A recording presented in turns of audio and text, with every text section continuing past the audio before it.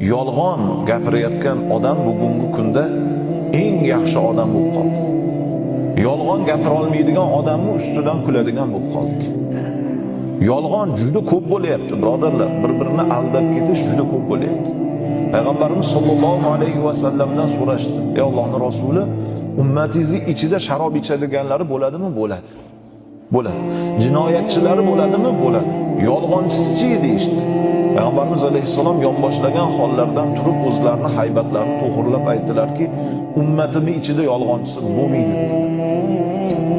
Yevropa, boshqa davlatlarni ko'ringlar-da, nima uchun taraqqiy topyapti?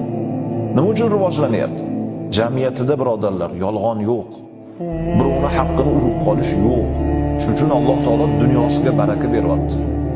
Hozirgi kunimizdagi atrofimizdagi yolg'onlarni bir ko'ringlar-da, oddiy munosabatlarda musulmon aldagisi kelib qoladi.